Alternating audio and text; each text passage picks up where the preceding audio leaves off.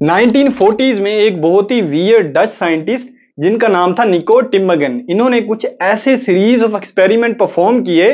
जिसकी वजह से हमारी ये अंडरस्टैंडिंग ट्रांसफॉर्म हो गई कि आखिर वो क्या चीज है जो हमें मोटिवेट करती है और कैसे फिर ये चीज डिफरेंट बिहेवियर्स और डिफरेंट हैबिट्स को हमारी लाइफ का परमानेंट पार्ट बनाने में एक मेजर रोल प्ले करती है। निको टिम्मगन, जिन्हें अपने इस काम की वजह से नोबेल प्राइज अवार्ड भी मिल चुका है, उन्होंने इन्वेस्टिगेट किया हेरिंग गर्ल्स बर्ड्स को, जो कि अमूमन साहिल समंदर के आसपास उड़ते हुए दिखाई देते हैं और शायद इसी वजह से इन्हें उर्दू जुबान में समुद्री बगले भी कहा जाता है। अब अगर आप इस परिंदे को गौर से देखोगे तो इसकी चोंच के ऊपर एक आपको रेड स्पॉट देखने को मिलेगा और जब निको टिम्मगन ने क्लोजली ऑब्जर्व किया इन बर्ड्स को तो उसे मालूम हुआ इन बर्ड्स के जितने भी बेबी बर्ड्स पैदा होते हैं वो इस रेड स्पॉट के ऊपर अपनी चोंच जोर जोर से मारते हैं जब भी उन्हें कुछ खाना हो। अब टिम्मगन ने अपनी इस ऑब्जर्वेशन को प्रूफ करने के लिए एक बहुत ही क्लेवर एक्सपेरिमेंट परफॉर्म किया। टिम्मगन ने एक फेक कार्डबोर्ड लिया और उस फेक कार्डबोर्ड के ऊपर हेरिंग गर्ल बर्ड का हेड और उसकी बीक बना दी और उस बीक के ऊपर एक रेड स्पॉट भी छोटा सा लगा दिया और फिर वो उस फेक कार्डबोर्ड को लेकर हेरिंग गर्ल बर्ड्स के घोंसले के पास पहुंच जाता और फिर इंतजार करता। जैसे ही पेरेंट बर्ड्स उड़कर कहीं दूर चले जाते वो उन बेबी चिक्स के पास लेकर वो फेक कार्डबोर्ड पहुंच जाता। अब उसने शुरू में यही अज्यूम किया कि बेबी बर्ड्स इसे मुकम्मल रिजेक्ट कर देंगे क्योंकि ये एक फेक कार्डबोर्ड है, लेकिन जैसे ही बेबी बर्ड्स ने उस फेक कार्डबोर्ड के ऊपर रेड स्पॉट देखा उन्होंने अपनी चोंच वहां मारना शुरू कर दी। अब ये देखकर टिम्मगन काफी ज्यादा हैरान और खुश भी हुआ, लेकिन टिम्मगन ने अब अपने इस एक्सपेरिमेंट को नेक्स्ट स्टेप तक ले जाने के लिए क्या किया, उस रेड स्पॉट के साइज को थोड़ा इंक्रीज कर दिया और जैसे जैसे वो रेड स्पॉट के साइज को इंक्रीज करता चला गया बेबी बर्ड्स की स्पीड भी इंक्रीज होती गई उस पर चोंच मारने की। अब इसके बाद टिम्मगन ने क्या किया, एक की बजाय तीन रेड स्पॉट वहां पे लगा दिए और जैसे ही 3 रेड स्पॉट उन बेबी बर्ड्स के सामने प्रेजेंट किए गए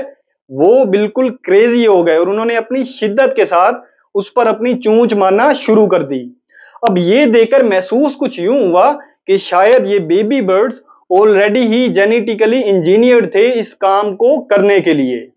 अब निको टिम्मगन ने अपनी इस ऑब्जर्वेशन को मजीद प्रूफ करने के लिए इस तरह के और एक्सपेरिमेंट्स दूसरे एनिमल्स पर भी परफॉर्म किए, जिसमें अगर मैं आपको एक और एग्जांपल देना चाहूं वो है गूस बर्ड की। गूस बर्ड जो कि अपना घोंसला जमीन पर बनाता है और वहीं अपने अंडे देता है, लेकिन यहाँ पे ऑब्जर्वेशन की बात यह है कि अगर आप गूस बर्ड के पास अंडे की शेप का कोई भी और ऑब्जेक्ट आसपास घोंसले के रख दें वो उस ऑब्जेक्ट को घसीट कर अपने घोंसले में लेके आ जाता है ये समझकर कि शायद ये उसका अपना अंडा है। अब निको टिम्मगन ने क्या किया, एक गोल्फ बॉल जो कि साइज में और वेट में इतनी भारी होती है उसे लाकर उसके घोंसले के पास रख दिया। अब गूस बर्ड ने इतने भारी भरकम गोल्फ बॉल को भी घसीट कर अपने घोंसले में ले आया और ये एक्सपेरिमेंट मल्टीपल टाइम्स किया गया और हर दफा गूस बर्ड का रिएक्शन सेम ही था। अब ये सब एक्सपेरिमेंट देखकर एक बात तो कही जा सकती है कि जितने भी एनिमल्स हैं ऐसे लगता है उनके अंदर प्री लोडेड कुछ बिहेवियर्स के रूल्स हैं और जैसे ही उस रूल का एग्जैजरेटेड वर्जन उनके सामने आता है उनका ब्रेन बिल्कुल एक क्रिसमस ट्री की तरह रोशन हो जाता है और वो हमेशा सेम ही पैटर्न में एक्ट करते हैं। और शायद इसीलिए साइंटिस्ट ने इस फिनोमिना को नाम दिया है सुपर नॉर्मल स्टिमुलाई, यानी आपकी रियलिटी का हाइटेंड वर्जन। और रियल फैक्ट तो ये है कि हम ह्यूमंस भी बाकी तमाम एनिमल्स की तरह अपनी हाईली इंजीनियर्ड वर्जन्स का आसानी से शिकार हो जाते हैं। और अगर आपको लगता है कि ऐसा नहीं है तो अपने आसपास जस्ट इर्द गिर्द नजर घुमा के देखें, आपको ऐसी सैकड़ों मिसालें मिल जाएंगी, जिसमें सबसे टॉप पर एग्जांपल आती है जंक फूड इंडस्ट्री की, जो कि हमारी ओरो सेंसेशन यानी एक फूड हमारे मुंह में जाके कैसी फील होगी, हमें उसकी स्मेल हमें कैसी आनी चाहिए, इवन के एक कैन को ओपन जब हम करते हैं उसका कितना फिज फील हो हमें, इन सब छोटी छोटी बातों पर हजारों डॉलर्स की रिसर्च की जाती है और इसका रिजल्ट क्या निकलता है कि हम अपनी बेसिक एनर्जी रिक्वायरमेंट को भूल जाते हैं और बेतहाशा खाते चले जाते हैं। और ना सिर्फ ये, इवन अगर आप एक मॉल के अंदर चले जाएं, वहां पे ऐसे मैनिक्यून्स को फीचर किया जाता है जिनके एग्जैजरेटेड हिप्स एंड ब्रेस्ट हों, ताकि ज्यादा से ज्यादा कपड़ों की सेल की जा सके।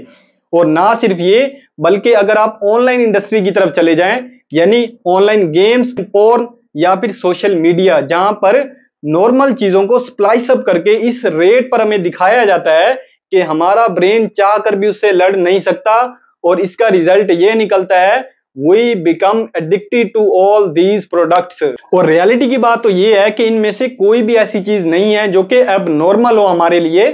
हम सबको कॉम्प्लीमेंट्स अच्छे लगते हैं, हम सब इंटीमेट होना चाहते हैं, और हम सब अपनी एनर्जी की बेसिक रिक्वायरमेंट्स को पूरा करना चाहते हैं। लेकिन इशू की बात यही है, जब ये नॉर्मल चीजें हमारे सामने हाईली इंजीनियर्ड वर्जन में प्रेजेंट की जाती हैं, तो हम इन टेम्पटेशंस का चाह कर भी मुकाबला नहीं कर पाते। और सैड फैक्ट ऑफ द ये है कि ये सब चीजें ऐसे ही हाईली इंजीनियर्ड वर्जन में और ज्यादा हाइटेंड होती जाएंगी, और शायद कि हम खुद ही इनके लिए एक प्रोडक्ट बन के रह जाएंगे। अब इतनी सारी स्केरी बातें तो हो गई, लेकिन इनका सोल्यूशन भी है मेरे पास। जैसा कि जेम्स क्लियर ने अपनी बुक एटॉमिक हैबिट में लिखा है, we do not rise to the level of our goals, we fall to the level of our systems. यानी अगर आप अपने बिहेवियर्स को कंट्रोल करना चाहते हैं, तो आपको पहले उस सिस्टम को पहचानना होगा, और जैसे ही आप उस सिस्टम को पहचान जाओगे, उस सिस्टम में थोड़े से ही ट्वीक्स करने के बाद आप अपने बिहेवियर्स और अपनी हैबिट्स को आसानी से कंट्रोल कर पाओगे। और इस पर मैं ऑलरेडी डिटेल में एक वीडियो बना चुका हूं, जो कि यहीं पे ऊपर कहीं आइकॉन में आपको दिख रही होगी, ये क्लिक करके आप वीडियो देख सकते हैं। इसी के साथ मैं आपको मिलूंगा अगली वीडियो में। Until then, Allah Hafiz।